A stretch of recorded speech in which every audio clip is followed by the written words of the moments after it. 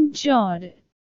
बहुत दिनों की बात है, किसी शहर में रमन, घिस और रक तीन चोर रहते थे। तीनों को थोड़ थोड़ विद्या का ज्ञान था। तीनों चोरों को विद्या का ज्ञान प्राप्त होने के कारण बहुत घमंड था। विद्या द्वारा तीनों चोर शहर में बड़े बड़े लोहे की तिजोरियों को तोड़ देते थे और बैंकों को लूट लिया करते थे। इस तरह तीनों चोरों ने शहर के लोगों की नाक में दम कर रखा था। एक बार तीनों चोरों ने एक बड़े बैंक में डकैती करके सारा माल उड़ा दिया। तब पुलिस को खबर हुई तो तीनों चोरों को पकड़ने के लिए तलाश करने लगी, मगर तीनों चोर पास ही के एक घने जंगल में भाग गए। तीनों चोरों ने देखा कि जंगल में बहुत सी हड्डियां बिखरी पड़ी हैं। रमन ने अनुमान लगाकर कहा, ये तो किसी शेर की हड्डियां हैं।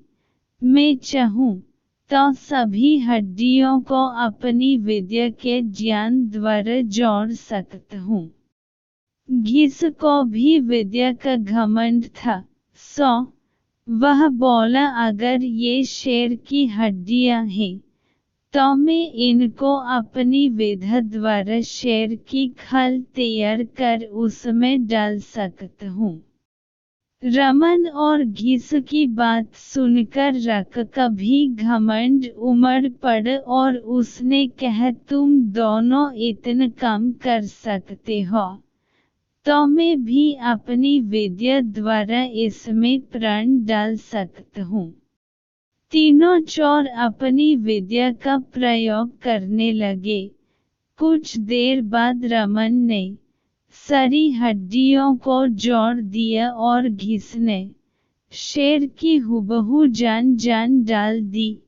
थोड़ी देर में तीनों चोर सामने एक जीवित भयानक शेर को देखकर थर थर कांपने लगे, मगर शेर के पेट में तो एक दाना नहीं था। वह भूख के मारे गरजता हुआ तीनों चोरों पर हमला कर बैठा और मरकर खा गया। शेर मस्त होकर घने जंगल की ओर चल दिया। कहानी से शिक्षा दोस्तों, इस कहानी से हमें यही शिक्षा मिलती है कि कभी घमंड नहीं करना चाहिए। घमंडी को हमेशा दुख का ही सामना करना पड़ता है।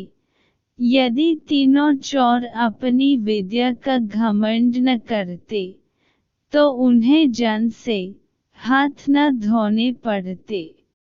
हमें अपनी विद्या का प्रयोग सोच समझकर करना चाहिए।